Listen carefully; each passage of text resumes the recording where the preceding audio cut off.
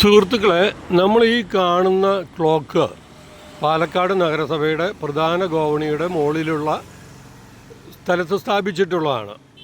ഈ ഗോവണി വഴി നമ്മുടെ ജനപ്രതിനിധികൾ കയറി ഇറങ്ങുന്നുണ്ട്, ഉദ്യോഗസ്ഥർ കയറി ഇറങ്ങുന്നുണ്ട്, വിവിധ ആവശ്യങ്ങൾക്കായി വരുന്ന ജനങ്ങൾ കയറി ഇറങ്ങുന്നുണ്ട്.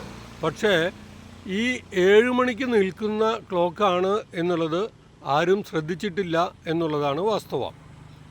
ഇന്ന് രാവിലെ 7 മണിക്കാണോ നിന്നത്, ഇന്നലെ രാത്രി 7 മണിക്കാണോ നിന്നോ, അതോ ദിവസങ്ങൾക്ക് മുമ്പുള്ള ഏതെങ്കിലും രാത്രിയിലെയോ രാവിലെയോ 7 മണിക്കാണ് നിന്നത് എന്ന് നിശ്ചയമില്ല.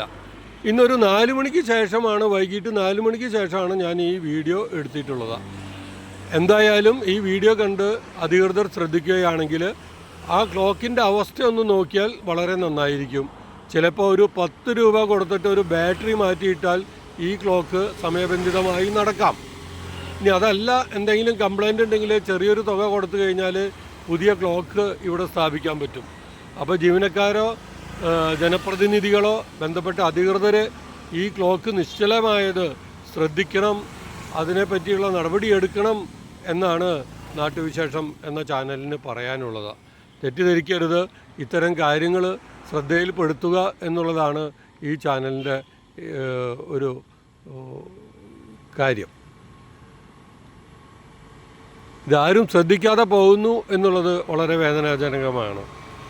നമ്മുടെ പ്രതിനിധികൾ കയറി ഇറങ്ങി പോകുന്നുണ്ട്, ഉദ്യോഗസ്ഥർ കയറി ഇറങ്ങി പോകുന്നുണ്ട്, ജനങ്ങൾ കയറി ഇറങ്ങി പോകുന്നുണ്ട്. ഇവരാരും ശ്രദ്ധിച്ചിട്ടില്ല എന്നുള്ളതാണ് ഏറ്റവും വലിയ കാര്യം. ശ്രദ്ധിച്ചെങ്കിൽ ഇതിന് നടപടിയെടുക്കുമല്ലോ. ജനങ്ങൾ ഇത് ശ്രദ്ധിച്ചിരുന്നെങ്കിൽ ജനങ്ങൾ അധികൃതരോട് പറയാമായിരുന്നു. അവർ പറഞ്ഞില്ല. ഉദ്യോഗസ്ഥരിത് ശ്രദ്ധിച്ചിരുന്നെങ്കിൽ അവർ നടപടിയെടുക്കാമായിരുന്നു.